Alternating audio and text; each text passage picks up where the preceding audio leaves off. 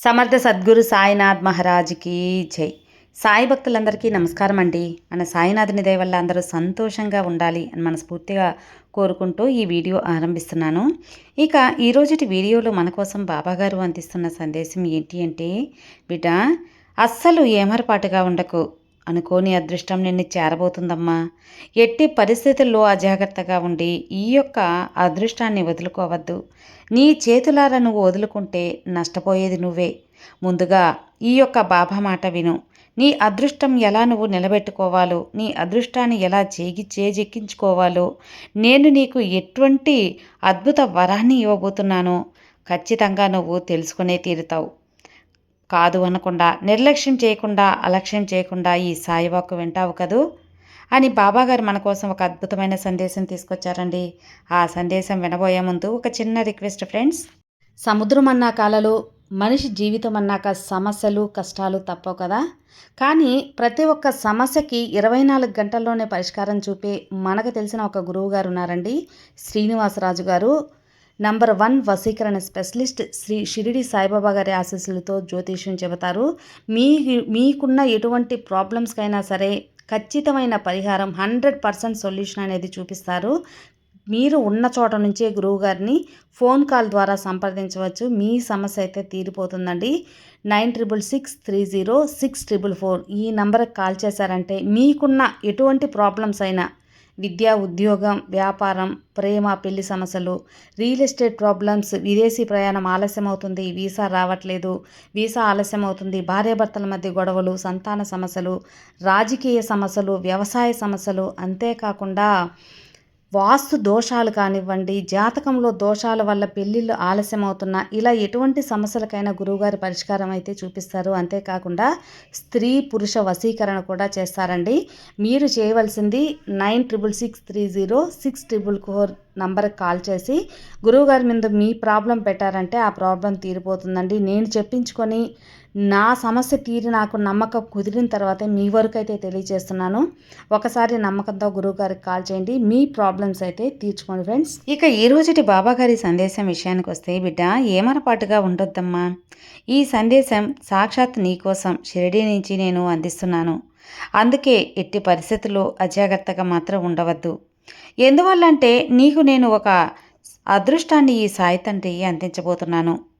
వెంటనే అదృష్టాన్ని అందుకొని నీ జీవితాన్ని బంగారుమయం చేసుకో. ఈ బాబా చెప్పే మాటలు సాక్షాత్ నీ కోసమే. నువ్వు కాదు అనుకుంటా మాత్రం ఎప్పుడూ కూడా నా మాటని అశ్రద్ధ చేయకుండా వెంటనే అదృష్టాన్ని అందుకో. ఈ అదృష్ట కారణంగా ఇప్పుడు నీకు ప్రసాదించబోయేటువంటి నీ జీవితం బంగారం కాబోతుంది. ఇలాంటి గొప్ప అవకాశాన్ని ఇక ఎప్పుడూ కూడా నువ్వు చూడలేవమ్మా. వెంటనే ఈ అదృష్టాన్ని అందుకో. ఇప్పుడు నీ బాబా నీ కోసం ప్రసాదించేటువంటి ఈ బహుమతిని కోల్పోవద్దు. నా మాటల్లో ఉన్నటువంటి అంతరార్థం ఏంటో నీకు పూర్తిగా అర్థం అవ్వాలంటే ఆఖరి వరకు విను. ఏ విధంగా నా బిడ్డల్ని అదృష్టం ప్రసాదించబోతున్నాను, ఏ విధంగా నా బిడ్డల జీవితం బంగారమయంగా చేయబోతున్నానో స్వయంగా ఈ సాయి తండ్రి మాటల్లో విను. బిడ్డ, ఎన్ని రోజులు ఎన్నో కష్టాలు, ఎన్నో బాధలు, ఎన్నో ఒడిదుడుకులు ఎదుర్కొన్నావు కదా. అన్నీ నేను గమనించాను, అన్నిటిని నేను చూస్తూనే ఉన్నాను. ఇక నువ్వు కష్టపడుతున్న నీ జీవితంలో ఒక అద్భుతం జరిపించాలని నిర్ణయించుకున్నాను. అందుకే ఈరోజు ఈ వాక్కు వద్ద నీ దాకా తీసుకొచ్చాను తల్లి. ఏమాత్రం ఏమార్పాటుగా ఉండద్దు. నీ బాబా ఇచ్చిన ఈ అవకాశాన్ని వెంటనే సద్వినియోగపరచుకో తల్లి. కొన్ని సమయాలలో నీ పరిస్థితి ఎలా ఉంటుంది, నీ పరిస్థితి చూసేటప్పుడు నా గుండె తరుక్కుపోతుంది తెలుసా. అంత కష్టంలో కూడా నువ్వు నీ నమ్మకాన్ని కోల్పోలేదు. చాలా సంతోషం. ఎంతో ఓపిక పడ్డావో అది నాకు మాత్రమే తెలుసు. నీ కన్నీళ్ళన్నీ కూడా నీ గొంతులోనే నింపుకున్నావు. నీ యొక్క దిగమింగుకొని కష్టాన్ని భరించావు. నీ కష్టాన్ని ఎవ్వరూ గుర్తించకపోవచ్చు, కానీ నీ బాబాని నాకు తెలియకుండా ఉంటాయా? నా బిడ్డని కంటికి రెప్పలా కాపాడుకుంటున్న ఈ సాయి తండ్రికి అన్నీ తెలుసు. నువ్వు ఎప్పుడూ మనస్ఫూర్తిగా నవ్వుతున్నావు. ఎప్పుడు నీ పెదవులపైన మాత్రమే చిరునవ్వు ఉంటుంది, మనసులో బాధ ఉంటుంది. ఇవన్నీ కూడా నాకు తెలుసు. నువ్వు నీ పెదాలపై చిరునవ్వు చూపించి ఈ తండ్రిని మోసగించలేవు. నీ మనసులో ఉన్న బాధను నా దగ్గర దాయలేవు. ఇది అక్షరాల నిజం తల్లి. అన్నీ నేను చూస్తున్నాను కదా. గత కొన్ని సంవత్సరాలుగా నువ్వు నీ బంధంతో ఏర్పడిన కొన్ని, అలాగే నీకు కుటుంబంతో అనుభవిస్తున్న కొన్ని కష్టాలు, పడుతున్న బాధలు అన్నీ కూడా నేను గమనిస్తున్నాను. మరి బాబా ఇన్ని చూస్తూ కూడా మీరు మౌనంగా ఉన్నారా? నా జీవితాన్ని చక్కబరచకుండా ఈ బిడ్డ పరిస్థితి చూసి నీ మనసు కరగలేదా అని అడుగుతున్నావు కదా. ఎందుకు నా మీద దయ చూపలేదు? ఇన్ని కష్టాలు చూస్తూ మీరు మౌనంగా ఎందుకు స్పందించలేదు అని నా మనసులోనే అనుకుంటున్నావు కదా బిడ్డ. నన్ను ప్రశ్నిస్తున్నావు. నీకు సమాధానం చెబుతాను విను. ఇప్పటికీ నీకు చాలాసార్లే చెప్పాను, కానీ మళ్ళీ ఈరోజు కూడా ఈ బాబా వాక్కులో చెబుతున్నాను. కాస్త మనసు పెట్టి వినమ్మా. నీ సాయి ఎందుకు మౌనంగా ఉండిపోయానో నీకు అర్థమవుతుంది. నువ్వు తెలుసుకొని తీరాలి కూడా. నీ కర్మఫలాలు పూర్తిగా తీరనే లేదు. నేను కూడా ఏమీ చేయలేనమ్మా. నన్ను గమనించగలవా బిడ్డ? నన్ను మన్నించగలవా చెప్పు? కష్టాలు వచ్చాయి కదా అని అలానే కూర్చుంటే జీవితం ముందుకు ఎలా వెళ్తుంది? సమయంతో వృధా అయిపోతుంది. నువ్వు అనుభవించాల్సిన పాపకర్మలను తప్పకుండా అనుభవించి తీరాల్సిందే. అవి ఎప్పుడైతే పూర్తవుతాయో అప్పుడే నీకు అందనంత మంచి రోజులు వస్తాయి. కాబట్టి అన్నిటినీ ఎదిరించి ముందుకు అడుగు వేయి. ముందుకు వెళ్ళాల్సిన పని ఉంటుందమ్మా. బాబా, మరి మీరు నాకు సహాయం చేయరా అని అడుగుతున్నావు కదా బిడ్డ. చూడమ్మా, నువ్వు అనుభవిస్తున్న కర్మఫలాలు 1% మాత్రమే. అవును తల్లి, 1% మాత్రమే. మిగతా 99% పాపకర్మల నా బిడ్డ కోసం, తన సంతోషం కోసం నేను మోస్తున్నాను. ఈ బాబాని మోస్తున్నాను. ఎప్పుడూ నువ్వు బాధపడలేదమ్మా. నేను నా బిడ్డల బరువు బాధ్యతలను చాలా అంటే చాలా బాధ్యతగా ఆనందంగా మోయగలను. కానీ 1% కర్మఫలాలు మాత్రమే నువ్వు అనుభవిస్తున్నావు. అవి కూడా నువ్వు అనుభవించాల్సిన పని ఉంది కాబట్టే నీకు ఇచ్చాను.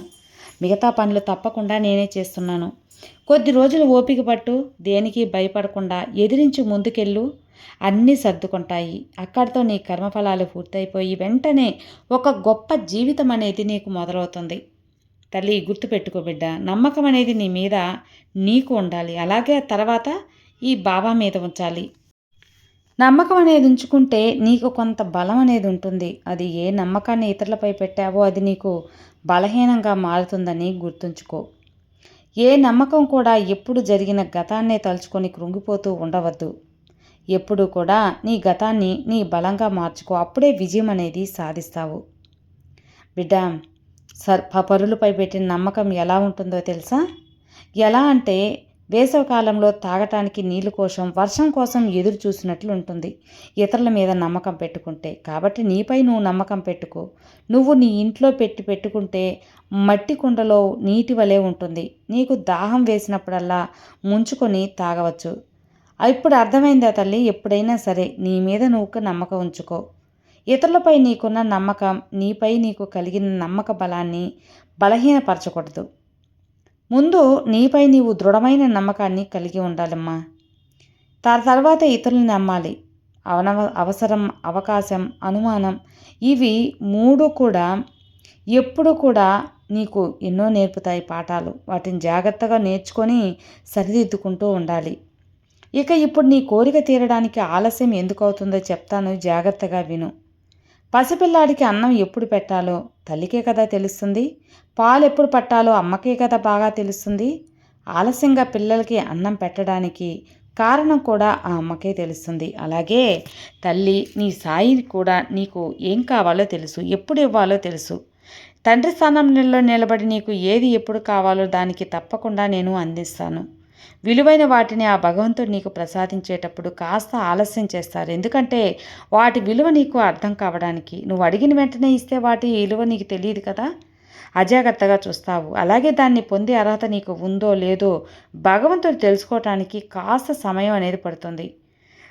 కాబట్టి ఆ యొక్క ఆలస్యాన్ని చూడు. నిర్మించడం, సంపాదించడం ఎంత కష్టార్జితమో ఉంటాయో కూలదొయ్యడం, కోల్పోవడం అంత సులువుగా ఉంటాయి.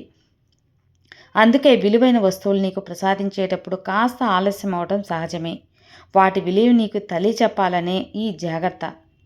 బిడ్డ, ఈ బాబా నీకు అన్నీ ప్రసాదిస్తాను. దానికంటూ కొంత సమయం పడుతుంది కదా.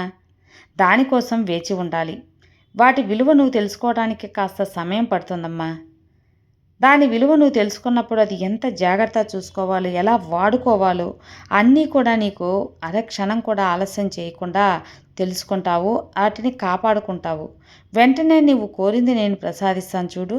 నా బిడ్డకు మరొక వరాన్ని కూడా ప్రసాదించబోతూ ఉన్నానమ్మా. అది ఏంటో తెలుసా? ఎవరైతే నువ్వు నాకు వద్దు అని, నాకు అనవసరమని నువ్వు అనుకున్న వాళ్ళని నీతో అత్యవసరంగా అనిపించేలా, అలాగే నువ్వు లేకపోతే జీవితమే లేనట్టు అనిపించేలా నేను చేస్తాను. దానికి కాస్త సమయం పట్టొచ్చు. నువ్వు కాస్త ఓపికగా ఉంటే చాలు తల్లి. ఈ ఓపిక అనేది నీకు మొత్తానికి అనుకూలంగా మనం మారుస్తాను. ఈ తండ్రిపై నమ్మకం ఉంచు. నీలో ఉన్న మంచితనం మరీ ఎక్కువైతే నీకు కూడా నీ వాళ్ళు నీకు శత్రువులైపోతారు. కాబట్టి జాగ్రత్తగా ఉండాలి. మరి బిడ్డ, నిశ్చలమైనంగా ఉన్న నీరు ఒంటరిగా ఉన్న మనిషి, ఇవి రెండు ఒక్కటే. ఒక్కసారి తాకి చూస్తే అప్పుడు తెలుస్తుంది ఆ నిశ్చలత ఉందో లేదో, మదిలో ఎన్నో అలజడులు ఉంటాయని. కానీ పైకి మాత్రం ఎలాంటి బాధలు లేకుండా, కనిపించకుండా సంతోషంగా ఉన్నట్లు మాత్రం నీకు కనిపిస్తారు. నువ్వు వెళ్ళే దారిలో దెబ్బలు తగులుతున్న రాయి మాత్రమే గుడిలో దేవుణ్ణి ప్రతిమలా పూజిస్తారు. కానీ పూజలకు మిగతావన్నీ రాళ్ళుగానే ఉండిపోతాయి. ఎందుకంటే ఆ రాయి ఎన్నో దెబ్బలకు తట్టుకొని నిలబడింది కాబట్టే భగవంతుడి ఆరాధన అందుకుంటుంది. కాబట్టి ఓర్పు అనేది అవసరం. ప్రతి దెబ్బకు కూడా చాలా బలంగా తయారవ్వాలి. ఎలాంటి పరిస్థితులను కూడా లెక్క చేయకూడదు. అప్పుడే గెలుపు నీ దగ్గరకు వస్తుంది. తల్లి, ఎప్పుడు కూడా అలాగే పాపపుణ్యాలు నిర్ణయించేసేది కాలం మాత్రమే అని తెలుసుకో. కాలానికి అన్నీ జ్ఞాపకం ఉంటాయి. ఈ కాలానికి విపరీతమైన జ్ఞాపక శక్తి ఉంటుంది. అన్నీ చూస్తుంది. ఏ చిన్న సన్నివేశాన్ని కూడా ఇది మర్చిపోదు. తిరిగి నీకే వస్తుంది కర్మ రూపంలో. ఇది నువ్వు తెలుసుకోవాల్సిన నిజం. ఇప్పుడు నువ్వు అనుభవిస్తున్న కష్టాలు కూడా ఈ కర్మఫలాల వల్లనే అని తెలుసుకోమ్మా. ఎవరైతే ఎలాంటి పాపాలు చేస్తారో, తెలిసి పక్కవారిని ఇబ్బంది పెడుతూ ఉంటారో, కష్టపెడుతూ ఉంటారో, వారి వడ్డీతో సహా తిరిగి చేస్తుంది ఈ కాలం. అది కష్టమైనా, సుఖమైనా, సంతోషమైనా, నష్టమైనా, ఏదైనా సరే కాలం నీకు తిరిగి చేస్తుంది. కాబట్టి నువ్వు ఎప్పుడూ ఇతరులకు మంచి కోరుకో, ఇతరులను మంచే తలుచుకో, ఇతరులతో సహాయంగా ఉండు. కాలం నీకు కూడా అంతా మంచే చేస్తుంది, సహాయం కూడా చేస్తుంది. ఇందులో ఎలాంటి అనుమానం లేదు. అప్పుడు నువ్వు జీవితాంతం సంతోషంగా ఉండొచ్చు కదా. అందుకే నీ బాబాయ్ ఇంతలా ఆవేదనగా చెబుతున్నాను. బిడ్డ, నీ ఆవేదన ఎప్పుడు కూడా నీకు మంచి మార్గంలో నడిచేదిగా ఉండాలి. జాగ్రత్తగా ఉండాలి. మంచి పనులే చేస్తూ ఉండాలి.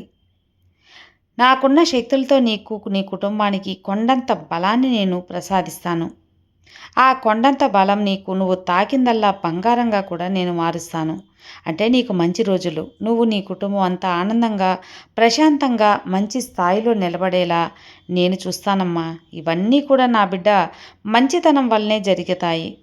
నా బిడ్డ మంచిగా ఉండబట్టే ఇవన్నీ అందుతాయి. నువ్వు ఎప్పటి నుంచో నా దగ్గర అదే షిరిడీకి రావాలని ఆశపడుతూ ఉన్నావు కదా బిడ్డ. నాకు తెలుసు తల్లి, ఆ కోరిక మాత్రమే తీరడం లేదు. ఖచ్చితంగా ఈసారి తీరుతుంది. ఎంత ప్రయత్నిస్తున్నా సరే వెనుకడుగు వేస్తూనే ఉన్నావు. కానీ ఈసారి ముందడుగు వేయి. నీతో పాటు నీ కుటుంబం అంతా కూడా షిరిడీకి వచ్చే మంచి నన్ను బాబా దర్శనం చేసుకునే ఒక సమయం నీకు వచ్చింది. వెంటనే బయలుదేరు. నీకు నేను నా పిలుపును అందిస్తున్నానమ్మా. ఈ సాయి పిలుపు అందితే ఖచ్చితంగా నీవు షిరిడీకి రాగలవు. ఇప్పటి వరకు బాధలు అనుభవించిన నువ్వు ఇకపై నీకు రెట్టింపు ఆనందాన్ని చూడబోతూ ఉన్నాను. ఇది కేవలం నీ కోసం నేను నీకు ఇస్తున్న బహుమతి. నీ పరిస్థితులు నేను చక్కబెడతాను బిడ్డ. నీ పరిస్థితుల్ని తగ్గ సమయానుగుణంగా అన్నీ నీకు చేరుస్తాను. అది నువ్వు ఊహించినట్లుగానే అన్నీ నీకు సవ్యంగా నేను మార్చేస్తాను. నాపై, నా మాటలపై నమ్మకం ఉంది కదా. అయితే ఇక ధైర్యంగా ఉండు, నిశ్చింతగా ఉండు. నీ బరువు బాధ్యతలన్నీ ఈ తండ్రికి అప్పచెప్పు. నిశ్చింతగా ఉండు, అన్నీ నేను చూసుకుంటాను. నా ఆశీస్సులు నీకు ఎల్లప్పుడూ అందిస్తానమ్మా. నా ఆశీస్సులు అందిన నీకు సంతోషంగా ఉంటావు. నీ చెడుగుణాలను తప్పించే దారి కూడా నేను నీకు చూపుతాను. ఆ చిన్న చిన్న చెడు అలవాట్లను దూరం చేసుకో. నువ్వు నా దారిలో నడువు. నీకు అంతా శుభమయంగా ఉంటుంది. అంతా మంచే జరుగుతుంది. గెలుపు నీ సొంతం అవుతుంది. గెలుపు నీకు ఓటమిలు వచ్చిందని ప్రయత్నాలు ఆపకు. నువ్వు శిఖరానికి ఎదగాలి. నీకు తోడుగా నేనున్నాను. ఆ విషయాన్ని మర్చిపోవద్దు బిడ్డ. ధైర్యంగా ఉండు. ఈ బాబా ఈ మాట సాక్షాత్ షిరిడీ నుంచి అందిస్తున్న వాక్కు. నచ్చింది కదా? ఇక నిశ్చింతగా ప్రశాంతంగా పడుకో. ఈ సాయి ఆశీస్సులు నీకు ఉన్నంత వరకు నీకు దిగులెందుకమ్మా? సర్వే జనా సుఖినో భవంతు. జై సాయిరామ్.